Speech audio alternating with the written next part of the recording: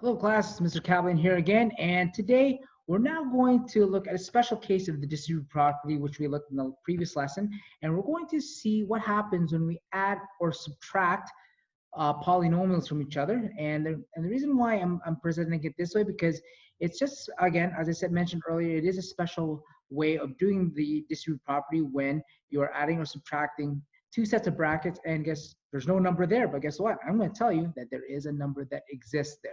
So let's take a look at what that number is and how it relates back to the distributive property. So when we're dealing with the distributive property in the previous lesson, okay, notice we always took a term, whether it was a number, a letter, or a combination of the two, and multiplied to each term in the bracket. Well, we're going to revisit that today, with the only difference is that it's going to involve a number that you don't see right away. So let's talk about that particular number. So when you're dealing with that particular number, the number I am referring to is this number over here. Yes. 1 likes to hide in different places, and I already mentioned in class several places that it likes to hide. For example, if you have the letter X by itself, okay, the exponent 1 sometimes isn't there, so you have to remind yourself that it does exist, okay? And also when it comes to the letter X, there's also a 1 that is in front of it as a coefficient. So, okay, that's already 2 places where a 1 is hiding. So where else is the 1 hiding, especially when we are performing the distributive property? Well, what you're going to see in this lesson here is that the 1 is actually hiding in front of the set of brackets, and you're going to see that in the examples we're going to look at. So basically what happens here is that when you have multiple sets of brackets, what you're going to do there is you're going to take, if you're adding, that is, if you're adding a bunch of brackets together, you're going to add a 1 in front of the second in each consecutive set of brackets. Okay, so that's what we do when we're adding a bunch of brackets together. Now, what happens when we're subtracting them? Well, in this case here, we're going to add a 1, and this time that's, add a negative 1, and then you're going to distribute a negative 1 to the terms inside the second and every consecutive bracket from there. So that's basically how this relates to the distributive property. Is the only difference we're going to be focusing on 1 and negative 1. Okay, and from there, just like the previous lesson, once you've distributed the positive 1 or the negative 1, you collect like terms just by gathering them. All right, so let's start with the first one here, but as you can see in the 2 questions that I have here, we are adding 2 sets of brackets. Now, a little bit of a shortcut for this one is that anytime you see the first bracket and there's no term in front of the bracket, you're just going to rewrite it without the brackets. And the reason for that is because in front of the bracket, yes, you guessed it, there's also an invisible 1. So anytime you're distributing an invisible 1, all that does is it gives a resulting answer which is the same as what's inside the brackets. So for example, 1 times 4x will give me 4x, and then 1 times 7 will give me 7. Okay, but like I said, the shortcut to that, I'm just going to rewrite those 2 terms there without the bracket, like so. Now you notice what I've done in the next step here is that in front of this second bracket, and you can do that for the second and each consecutive bracket, I've written down an invisible 1 in front of those brackets there. All right, so for part A, I'm going to rewrite 4x plus 7 as is. And the next step here, you're going to distribute the 1 to the 2x and the 1 to the negative 1. And that's going to give me, well, 2x minus 1. So as I said before, when you're distributing a positive 1 and a positive 1 only, all that does, it basically just gets rid of the brackets, because when you distribute a positive 1, the result is whatever is inside the brackets there, okay? So for part B here, we're going to rewrite the 5a minus 3b here the way it is. Sorry, I didn't finish the last question. So after you distribute the terms here, again, you're going to gather the like terms, starting off with 4x and 2x, put those side by side, and then the 7 and the minus 1. Okay, so that's going to be 7 minus 1 here, and 4x plus 2x gives me 6x, and then 7 minus 1 gives me 6. All right, next one over here, we're going to rewrite the 5a minus 3b as is, and as you can see, you're going to distribute the 1 to the 6a and the 1 to the b, and that's going to give me 6a plus 1b. Now, for the next step here, we're going to gather the like terms, starting off with the 5a over here, and the only like term there is 6a. So that gives me 5a plus 6a, and then we have negative 3b plus 1b, which I'm going to gather like so. Okay, and then from here, we just have to gather the like terms, starting off with the a's. So 5a plus 6a is 11a, and negative 3b plus 1b gives me negative 2b. Okay. All right, this next one over here, we're going to keep the first bracket the way it is. I'm just going to rewrite it without the brackets.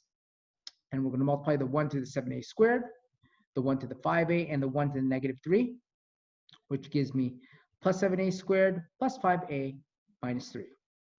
Now, be careful when you're gathering the terms for this one, because you notice we have a bunch of a's. However, you only need to group the terms of the a's in this case that have the same exponent or the same degree.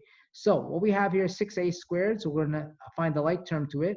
And as you can see, the only a squared term in this expression is 7a squared. So let's write those side by side. Okay, next thing we have negative 2a, and we have the 5a. So we're going to write those side by side. So that's going to be negative 2a plus 5a, and the two numbers side by side as so. So 7 and negative 3, which then becomes 7 minus 3. And then from here, we just group the like terms. Starting off with the a squareds, we have 13a squared for that. Negative 2a plus 5a gives me 3a. Okay, and then 7 minus 3, which gives me 4. Okay, and again, that would be the final answer to that, because you cannot gather those three terms because they're unlike terms. Again, just as a reminder for the a's, okay, what we have there is an a squared and an a. Since they don't have the same degree or the same exponent, okay, we cannot put those terms together. All right, so for this next part here, we're just going to subtract the polynomials. Okay, the only difference in this case here, you notice in front of the second set of brackets, we're going to put in the ones. And when we take a look at those ones, we'll be distributing a negative 1. Now, for each case, you notice that the first bracket, it has no number in front, but there is an invisible 1 there. Now, remember when you multiply out a positive 1, all that does is give what's inside the term, inside the brackets. So the shortcut, just rewrite the first bracket as the same thing, just without the brackets. Now for this one here, you're multiplying the negative 1 to the x and the negative 1 to the negative 4. So just be careful when you're multiplying a negative integer, especially when you multiply it to the negative 4, because remember when you multiply two negatives together, it gives me a positive there. All right, and after that, collect like terms. So we have the 3x and the negative 1x. Bring it down, that becomes 3x minus 1 minus 1x. We have the 5 and the 4, which we bring together side by side. So last but not least, 3x minus 1x, that gives me 2x, and then 5 plus 4, which gives me 9. Okay, this next one over here, again, the 7a minus 2b has the invisible 1 in front, so we're just going to rewrite that without the brackets. Okay, now for this one here, you're going to distribute and multiply the negative 1 to the negative 3a and the negative 1 to the positive 8. Now, negative 1 times negative 3a, you are multiplying two negatives to each other, so that gives me positive. Okay, and don't forget there's a letter there, so that's going to give me positive 3a or plus 3a, and then negative 1 times positive 8 will give me negative 8. Now, when you're gathering the like terms here, okay, make sure you're checking every term to see which ones are like. So the only like terms here, believe it or not, are the 7a and the 3a. So you're going to group those two together.